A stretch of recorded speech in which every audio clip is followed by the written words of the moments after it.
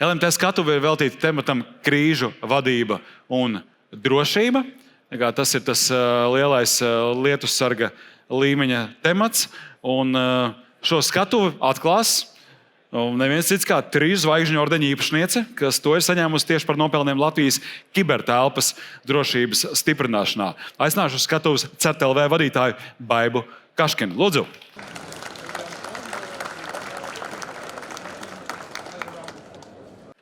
Paldies tev! Labrīt! Labrīt visiem! Esat sveicināti šeit, šajā brīnišķīgajā konferencē. Liels prieks un paldies organizatoriem, ka mani ir iespēja jūs uzrunāt šeit agri no rīta un parunāt par vienu no kiberdrošības aspektiem, par noturību un par nepārtrauktību, kas ļoti labi arī sader un saskan ar šo kopējo skatuves tēmu, ar krīžu vadību. Tātad kibernoturība un darbības nepārtrauktība izaicinājumi pilnajā gadsimtā. Droši vien par izaicinājumiem nav daudz jāatkārto. Mēs strādājot šajā jomā, nozarē un sekojot līdz tam, kas notiek ikdienā, ļoti labi zinām, ka fons ir ļoti interesants, sabiezināts, aizraujošs, un tas rada mums tiešām interesantus darba apstākļus. Un tai pašā laikā mēs arī visi ļoti labi apzināmies, ka gan kiberdrošība, gan arī jau citas nosauktās drošības jomas ir mūsu visu kopīgā atbildība. Ka neviens no malas nevar atnākt un atrisināt mūsu vietā mūsu kiberdrošību, mūsu darba drošību, mūsu ugunsdrošību. Katram mums savā iestādē, arī savā mājā ir jāuzņemas par to atbildība. Un tieši tāpat ir arī ar kibernoturību un nepārtrauktu darbību. Un par darbības nepārtrauktību mūsu nozarē, uzņēmumā droši vien visvairāk domājam tiešām tādu krīžu kontekstā. Kas tad notiks, ja? Kā mēs varēsim turpināt sniegt savus pakalpojumus, servisus? Kas no tā, ko es daru, ir tiešām sabiedrībai kritisks? Kam būtu jāstrādā, lai arī kas atgadītos? Šie ir tie jautājumi, protams, par ko parunāsim un kas arī, manuprāt, ir svarīgi un par kuriem mums ir jādomā ikdienā savās darba vietās, lai viņi tiešām būtu labi nostādīti. Bet sākšu es ar tādu varbūt lietu, kas visiem ir ļoti labi zināma, bet tomēr vērts atgādināt, ka ir lietas, ko mēs nevaram mainīt. Mēs nevaram mainīt savu geogrāfisko novietojumu, vietu, kur mēs atrodamies, un savus kaimiņus. Un arī jāskatās ir realitātei acīs. Tātad Krievija realizē pret mums kibertelpā operācijas jau gandrīz 20 gadus. To mēs droši zinām, droši vien arī ilgāk. Un šīs operācijas ir visdažādākās. Mēs par to tā ļoti skaļi un atklāti esam sākuši runāt pēdējos gados, saprotam iemeslu dēļ, bet tātad šis gada skaitlis tiešām ir sens un saknes tam ir senas. Pirmkārt, protams, ir kiberspiegošana ar mērķi iegūt informāciju visdažādāko, kas var noderēt visdažādākajās dzīves jomās un veidos. Tas ir informatīvais karš. Šeit mēs daudz runājam par viltus ziņām, par dažādām informācijas operācijām. Es arī dažus piemērus vēlāk parādīšu. Un trešā lieta, ko mēs atsevišķi izdalām, ir hibrīd draudi. Un no mūsu puses mēs, protams, vairāk domājam par to kibertelpas pusi, bet ļoti bieži šie hibrīd draudi atsaucas tad arī reālajā dzīvē. Un, diemžēl, ir gadījumi, kur mēs redzam, ka tas realizējas vai nu ar kādu uzbrukumu reālajā dzīvē, vai ar dedzināšanu, vai ar kādu citu ļaunprātību. Un tas ir tas fons, tas līmenis, kādā mēs šobrīd dzīvojam, ar kādu mums ir jārēķinās.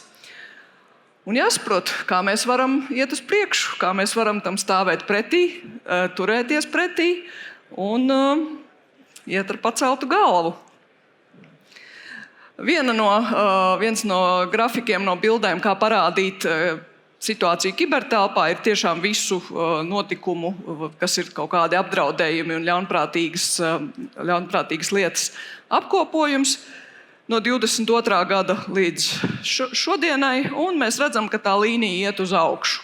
Viņi iet uz augšu visdažādāko iemeslu dēļ. 22. gadā lēciens bija, protams, gan tāpēc, ka sākās karš un sākās ļoti intensīvi haktīvistu uzbrukumi mūsu kibertelpai, gan arī tas, ka mēs ieguvām daudz vairāk informācijas no partneriem, kuri saprata, ka mums ir jāpalīdz, ka šajā situācijā svarīga ir informācija un bija gatavi dalīties ar šo informāciju. Gan arī mēs paši ļoti strauji palielinājām savu kapacitāti, lai redzētu vairāk, zinātu vairāk un varētu ātrāk novērst apdraudējumus. Un varbūt kāds no tiem skaitļiem, tātad valsts sektoram uzbrukumi tieši 22. gadā pieauga 4 reizes. Pēc tam jau tas kāpums vairs nav tik straujš, bet tomēr, ja mēs skatāmies, tad pagājušā gada ceturksnis bija ar visaugstākajiem cipariem vispār ever, cik mēs esam saskaitījuši. Un tur mēs tomēr redzam, ka galvenais iemesls ir kibernoziedzība, jeb finansiāli motivētie uzbrukumi. Un, diemžēl, ja mēs skatāmies uz šo jomu, tad zaudējumi ir lieli. Pagājušajā gadā pēc Finanšu nozares asociācijas datiem zaudējumi ir bijuši vairāk nekā 15 miljoni. Un tie ir tikai zināmie zaudējumi, kas ir konkrēti zināmi caur bankām vai caur valsts policiju. Līdz ar to reālais zaudējuma apmērs tieši kibernoziedzībai varētu būt varbūt pat 2, iespējams pat vēl vairāk reizes lielāks. Labā ziņa, protams, ka arī apmēram 1 000 000 eiro mēnesī tiek izglābti, pateicoties dažādām procedūrām, dažādiem mehānismiem, kas ir iestrādāti, lai mēs varētu pamanīt šos krāpnieciskos gadījumus. Bet zaudējuma apmērs tomēr ir milzīgs. Un mazliet vēlāk runāšu par ugunsmūri. Man, protams, ļoti interesē, kāds būs skaitlis šogad. Vai izdosies šo kāpumu apturēt vai nē. Ja runājam tieši par kiberoperācijām pret Latviju, tad ir 3 valstu aktivitātes, ko mēs redzam kibertelpā. Jau pieminēju, protams, aktivitātes no Krievijas, kas ir visplašākajā spektrā. Viņas ļoti cieši saplūst arī ar aktivitātēm no Baltkrievijas, viņas dažkārt jau ir grūti izdalīt, bet ir arī spēlētāji, kas ir saistāmi ar Ķīnas Tautas Republiku, un arī šīs aktivitātes mēs savā kibertelpā diemžēl pēdējos gados redzam. Tās ir vairāk saistītas tieši ar spiegošanas daļu, ar iefiltrēšanos, ar informācijas vākšanu. Tur nebūs straujas rīcības, tur nebūs destruktīvu darbību. Bet gadījumi, kur ir interese par sektoriem, piemēram par pētniecību, diemžēl Latvijā ir novēroti. Ja runājam par piekļuvas liegumu uzbrukumiem, tad daudziem liekas, par ko mēs par to vispār vairs runājam. Tas taču ir tik ļoti nonivelēts un apnicis temats. 22. gadā, kad sākās šis straujais uzbrukuma kāpums kibertelpā, tad piekļuvas lieguma uzbrukumi bija tieši tas, par ko mēs visvairāk satraucāmies, ko mēs visvairāk pamanījām, kas bija tāds destruktīvākais un pakalpojumu piekļuvi pārtraucošais. Šobrīd, uzbrukumi turpina notikt, brīžiem vairāk, brīžiem mazāk, vai mēs kādu no tiem pamanām? Parasti nē. Ļoti reti, kad ir tādi uzbrukumi, kur uz īsu brīdi traucē piekļuvi kādam servisam. Un tas tiešām ir pierādījums tam, ka mēs esam audzējuši savu kibernoturību, savu darbības nepārtrauktību, esam pārdomājuši, kas tad ir tie strateģiski svarīgie elementi, kuru darbība un piekļuve ir jānodrošina, un par to ļoti labi parūpējušies. Minētais piemērs ir pagājušā gada rudens, kad bija apmēram pat vairāk nekā nedēļu ilgs, ļoti tāds masīvs un arī tēmēts piekļuvas lieguma uzbrukums resursiem. Tur bija arī neliela nepieejamība, bet kopš tā laika es teiktu, ka tādu lielu uzbrukumu, kurus mēs būtu sajutuši, gandrīz nav bijis. Tā kā turamies labi. Šis piemērs savukārt ir vairāk par informācijas operācijām. Bija Telegram kanālos nopublicēta ziņa, ka ir uzlauztas 3 mājaslapas, arhīvi Gov.lv, Knap Gov.lv un Vid Gov.lv un nopludināta visa iespējamā informācija. Mēs ļoti rūpīgi izmeklējām šo gadījumu un, kā jau parasti šādās situācijās, atklājās, ka tur ir neliela daļa patiesības un viss pārējais ir viltus ziņas. Tātad no šī 2 daļas ir pilnīgas viltus ziņas. KNAB un VID vispār tur nebija iesaistīti nekādā veidā. Un par arhīviem daļēji bija patiesība, tiešām bija atrasta ievainojamība vietnē, bija nokopēta informācija, bet šī informācija ir publiski pieejama. Tātad tur bija arhivētas publiski pieejamās mājaslapas. Un tas tiek pasniegts kā milzīgs uzbrukums Latvijas valdības resursiem, kā sensitīvas informācijas nopludināšana. Tātad ar šo, pirmkārt, protams, tiek gremdēts Latvijas tēls, mēģinot parādīt, ka mēs nemākam parūpēties par saviem resursiem. Otrakārt, mēģināts spodrināt spalvas uzbrucējiem, kādi viņi ir malači. Un treškārt, vispār, protams, saviļņot sabiedrību, radīt kaut kādu nedrošību, neskaidrību. Bet atkal ar prieku jāsaka, ka Latvijas sabiedrība tomēr ir diezgan noturīga pret šādām ziņām. Tas neaizgāja nekur plaši medijos, un neviens par to nesāk ļoti satraukties. Arī mēs ļoti laicīgi izdevām ziņu par to, kas tad tiešām šeit ir pamatoti un kas nav pamatoti. Nākamā tēma, par ko mazliet parunāt, ir piegādes ķēžu drošība. Un es domāju, ka šodienas kontekstā un šodienas izstādes dalībnieku kontekstā tas ir īpaši svarīgi, jo piegādes ķēžu drošība ir ļoti sarežģīta tematika. Lai par to nopietni domātu, ir tiešām jāskatās ļoti dziļi un plaši. Un tas nav tikai, kas ražo manu telefonu vai datoru, tas ir arī par to, kur ir mans mākonis, kādi kabeļi mani savieno ar mākoni, kādi pakalpojumu sniedzēji tiek izmantoti pa ceļam. Tātad tā tematika ir ļoti plaša. Šeit redzētais piemērs ir saistīts ar televīzijas pārraidēm ar viedtelevīziju, kur pagājušā gadā bija 2 uzbrukumi, kuri rezultējās ar satura aizvietošanu. Un tas arī ļoti tieši pievērs uzmanību gan mums, gan operatoriem, ka tā ir nopietna problēma, ka tādējādi ir iespējams nomainīt saturu, ko redz visi Latvijā, un, protams, ietekmēt cilvēku informētību, noskaņojumu, arī izplatīt kaut kādus šokējošus jaunumus. Un es domāju, ka operatori arī šo ir ļoti nopietni ņēmuši vērā, izmainījuši dažādas procedūras, lai pēc iespējas samazinātu šādu uzbrukumu iespējamību.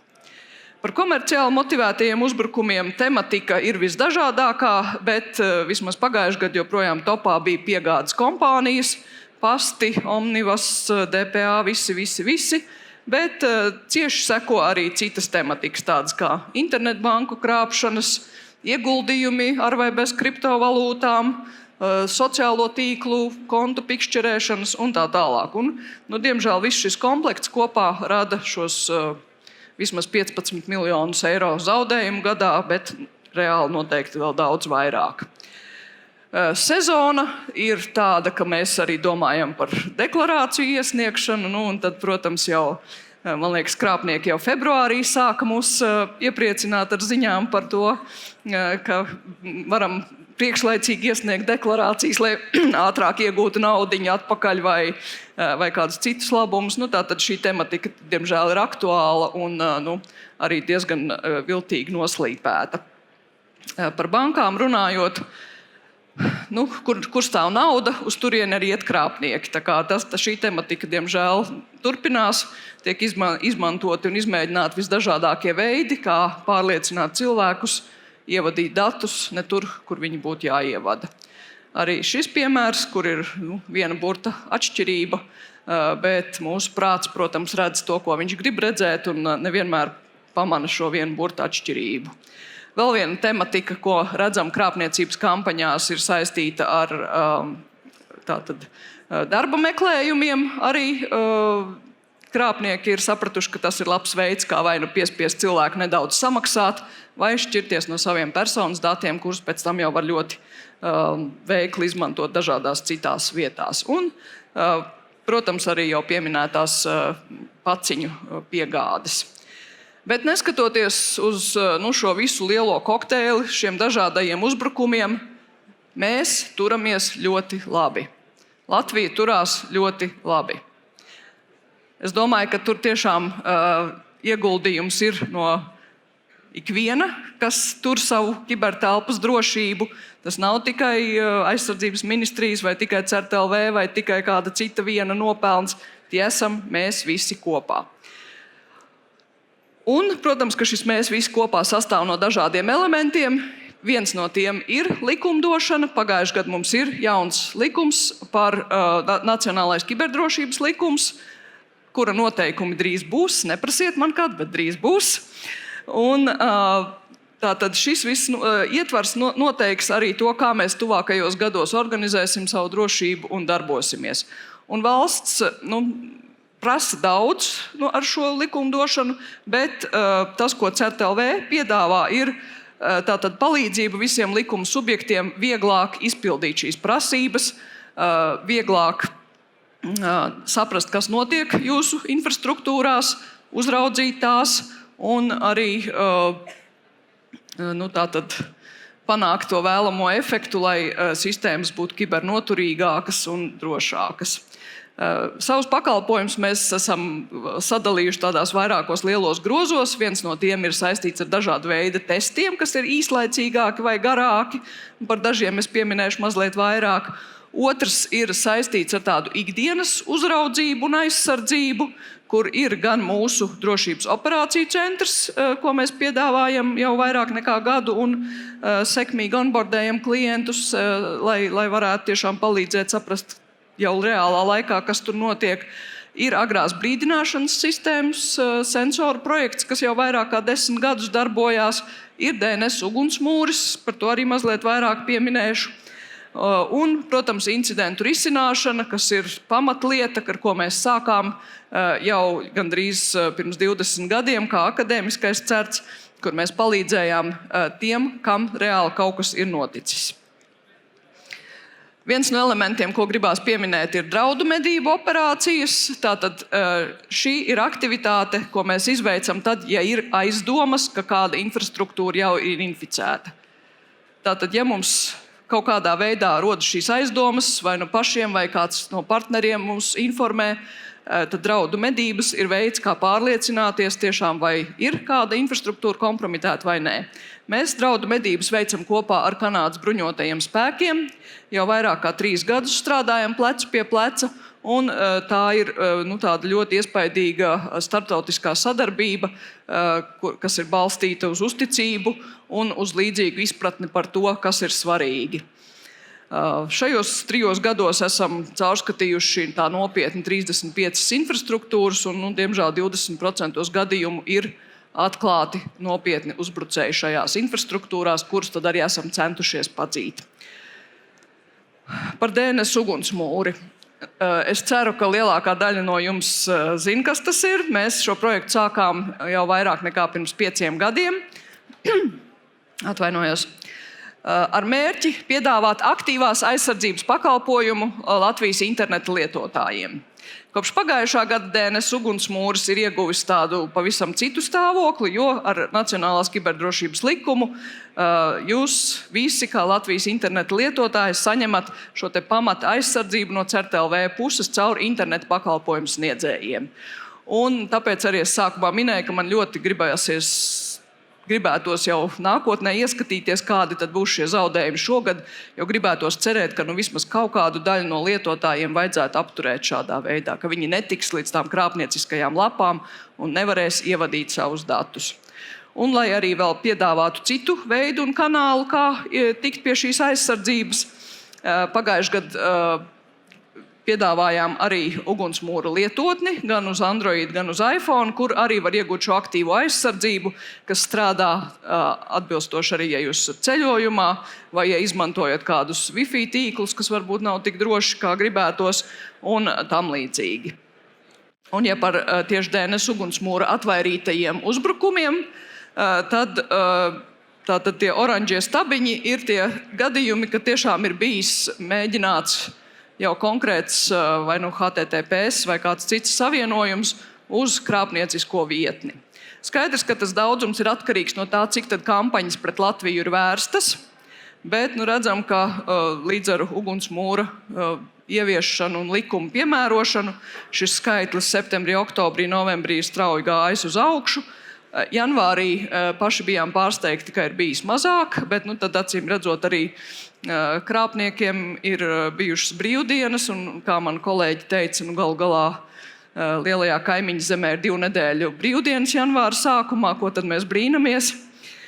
Bet februārī ir ļoti liels skaits to gadījumu, kas ir apturēti ar ugunsmūra palīdzību, par ko no vienas puses ir prieks, no otras puses, protams, ir rūpju nomākta seja. Varbūt nedaudz par tiem pakalpojumiem, ko es pirms tam minēju, un pāris citām lietām. Skatos arī, ka laiks strauji iet uz priekšu. Tātad pikšķerēšanas uzbrukumi ir viens no tiem testa pakalpojumiem, ko CERTS piedāvā. Tātad viss, ko CERTS piedāvā, ir bez maksas. CERTS ir valsts iestāde, un visi, kas ir likuma subjekti, var pieteikties uz mūsu pakalpojumiem. Iespējams, ka būs jāpagaida rindā, bet vispār neatteiksim. Pikšķerēšanas uzbrukumu simulācija ir viens no tiem veidiem, kā mēģināt audzināt savus darbiniekus, kas arī ir nevienkāršs jautājums. Šis ir viens no tiem veidiem, kā varbūt darbinieki mazliet pat apvainojas. Kāds ir viņus mēģinājis tā tieši un varbūt ļoti niansēti paķert uz muļķa, bet to cilvēki labi atcerās. Un, svarīgākais, protams, ir pielāgot to tematiku tā, lai tas būtu pietiekami ticami, lai tas cilvēks tiešām varētu, lai viņam būtu divreiz jāpadomā, vai tas ir patiesība vai nav, vai vadīt savus datus vai nē, un cenšamies to arī piedāvāt.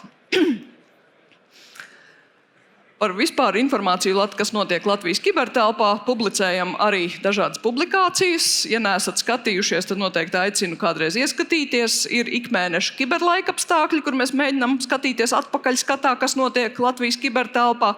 Un tad ir lielāki pārskati jau par ceturksni vai par gadu. Tehniskais pārskats par 24. gadu top un drīz būs, tā kā gaidām.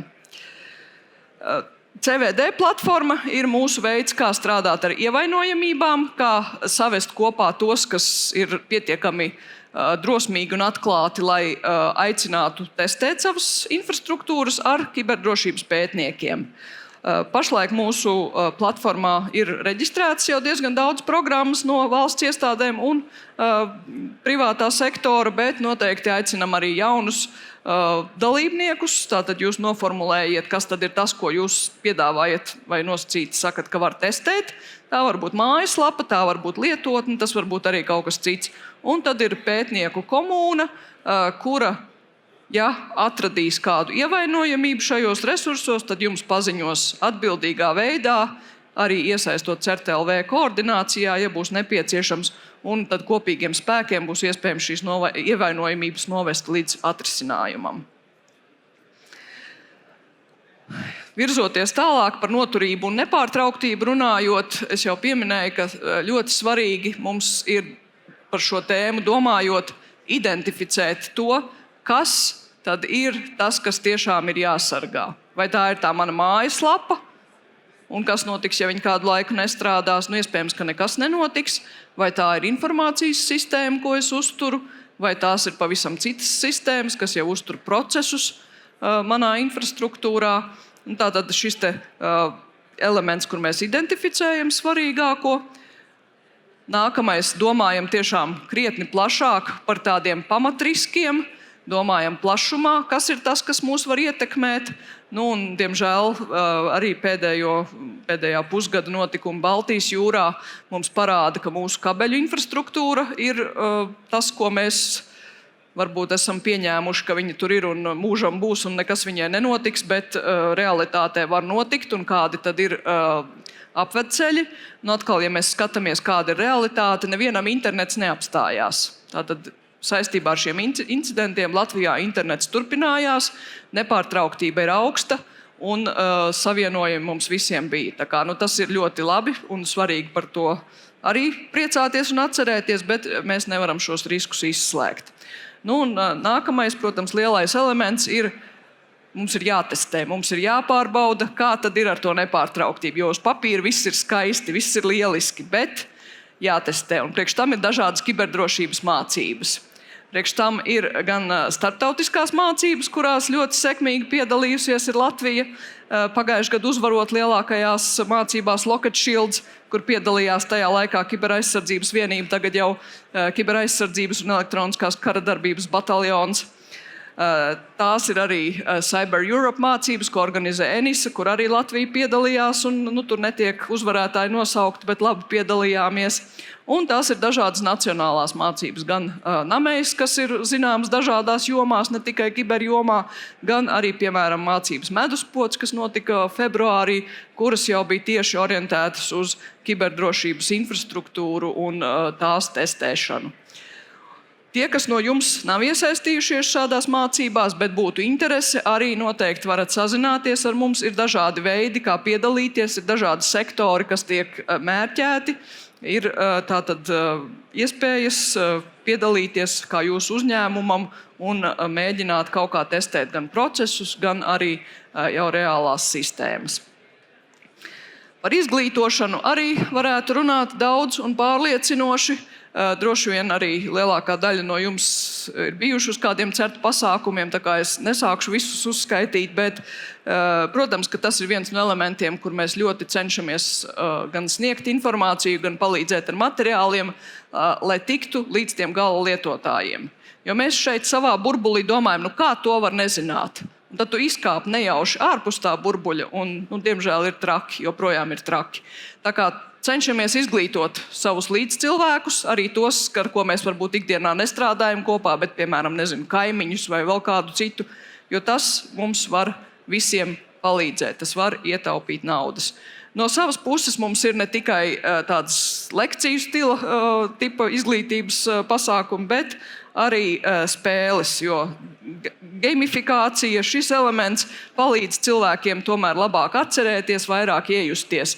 Tā kā mēģinam šo spēļu elementu ieviest, būs arī jaunumi šogad, lai vairāk piedāvātu dažādus veidus, kā cilvēkus ieinteresēt par šo tematiku.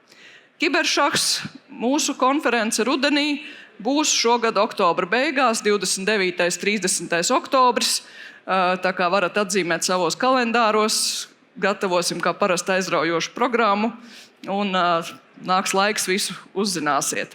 Savukārt tuvākais pasākums ir Esi drošs seminārs, arī atvērts visiem, gan klātiene, gan tiešsaistē, kur runāsim par aktuālo šogad pavasarī. Un visbeidzot vēl pieminēšu par incidentu ziņošanu un atbalstu. Šeit jaunums ir tāds, ka ir arī telefons, uz kuru var pārsūtīt vai no SMS-ā vai WhatsAppā ziņu, ja ir saņemts kaut kas. Un pateicoties tam, ko mums sabiedrība sūta, tātad visdažādākā veida krāpšanas kampaņu indikātors, mēs varam labāk uzturēt un ātrāk atjaunināt šos indikātorus savā ugunsmūrī un līdz ar to labāk aizsargāt visus kopā. Tātad šis arī ir tas viens no veidiem, kā mēs padarām kiberdrošību par mūsu kopīgo atbildību. Ja mums ir viltus ziņa vai ir krāpnieka zvans, mēs varam to pārsūtīt uz CERT.LV, kurš, protams, tiks atbilstoši pārbaudīts, un ja tiešām, tad arī jau aizsargās tālāk visu sabiedrību. Un pabeidzot, es ceru, ka radās neliels varbūt priekšstats par to aktuālo, kas notiek kibertelpā, par to palīdzību, ko mēs no valsts puses esam gatavi sniegt un nodrošināt, lai jūsu infrastruktūras būtu drošākas, aizsargātākas, izturīgākas un noturīgākas.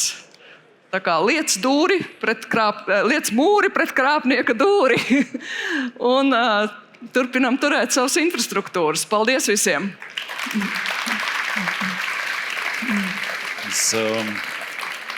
Manuprāt, tāds lielisks, tas ir jūsu CERT.LV tāds oficiālais sauklis? Šis ir DNS ugunsmūra sauklis. Aha, un kāpēc pūce? Gudrība? Jā, tā mums CERT.LV iegājusies ar gudrību. Viņi tā skatās tā kā pa šķirmiņu, ja? Uz tiem ļaunajiem, kas tur mēģina piesakties. Ļoti interesanti.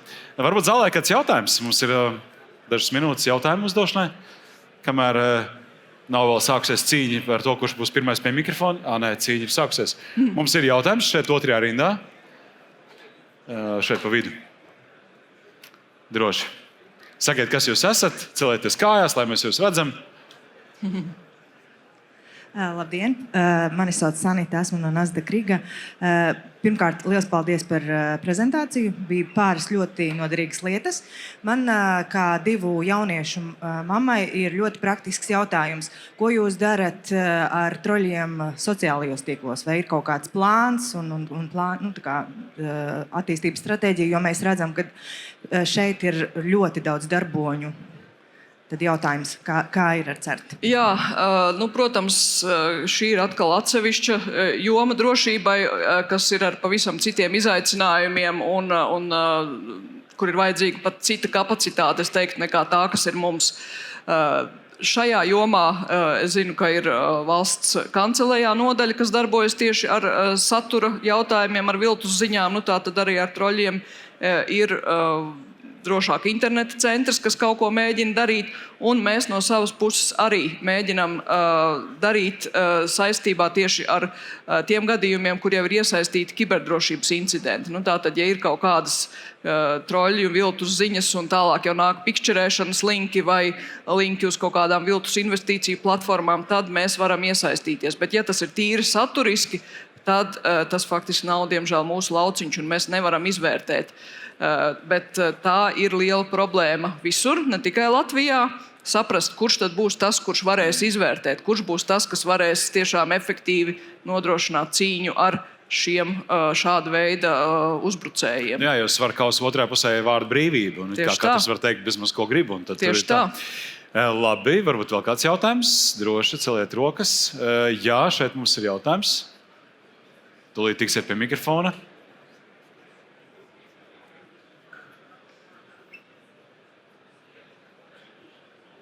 Paldies, tiešām bija interesanti. Jā. Kādi pamati ir priekš uzbrucējiem, kas mums no Krievijas puses, kā mēs aizsargājam tieši tas pats jūsu sistēmu, tas DNS aizsardzība? Tu dzirdēji? Varbūt, ka var vēlreiz. Skaļāk. Es domāju, kā mēs aizsargājam savas sistēmas, pieņemot pašu firewall. Bet varbūt ir kāds vēl iespējas, kā var aizsargāt savus datorus, neskatoties vēl jūsu iekšējām sistēmām?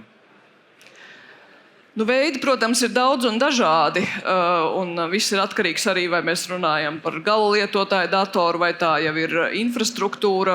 Bet ir jādomā gan par to, kas var piekļūt šai sistēmai no tuvāka, tālāka perimetra, gan par to, kā mēs tur autorizējamies, gan par to, kādus drošības pakalpojumus mēs izmantojam, vai šie pakalpojumi nāk no drošām valstīm. Un, šis spektrs ir tiešām ļoti plašs. Tas nav, diemžēl, ne 5, ne arī 15 minūtēs atbildams. Un, tas arī ir lielākais, man liekas, šīs industrijas izaicinājums. Saprast visu, pārraudzīt, pārzināt šo spektru, neapmaldīties un spēt identificēt, kas tad ir tas galvenais. Bet, ja ir kaut kādi konkrētāki jautājumi, mums ir CERT stends, varat atnākt parunāties, sapratīsim, kas tieši jums varbūt palīdzētu. Labs piedāvājums. Šeit ir jautājums, ja? Jā. Okay. Jā, labdien, par DNS tas ugunsmūri. Ja? Man vakar bija zvans no Latvijas mobilo numura un teica, tas mamma, es esmu slimnīca, tiešām tas vakar. Ja? Un jūs tas ir tas krāpniecisku zvanu atpazīšana, tas balsts uz CERT LV rīcība. Un tad jautājums par šo tiem numuriem, kurš man tas vakar zvana. Ja? Vai tas, kādā veidā tas var pievienot numurus un kā tas darbojas? Paldies jums par jautājumu.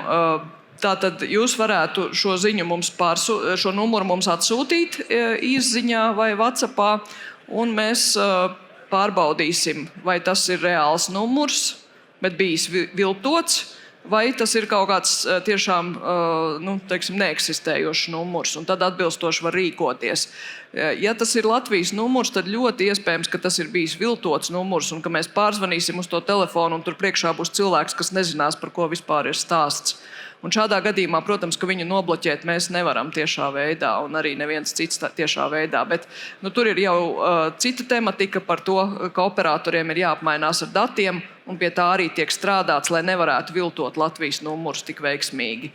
Bet par šo tematiku, tas ir pēdējā laikā kļuvis aktuāli, ka tiešām zvana izliekas par bērnu, kas ir nokļuvis nelaimē, kas, man liekas, ir ļoti neētiski un tiešām ļoti nepatīkami, bet vismaz mums nav ziņu par to, ka šādā veidā būtu arī kāds iekritis un būtu zaudējumi. Tā kā paliek tiešām saglabājam modrību un neatbildam šādiem zvaniem. Vai arī varbūt, es nezinu, palabo, man varbūt laba tehnika ir teikt, labi, es nolieku, es tev atzvanīšu.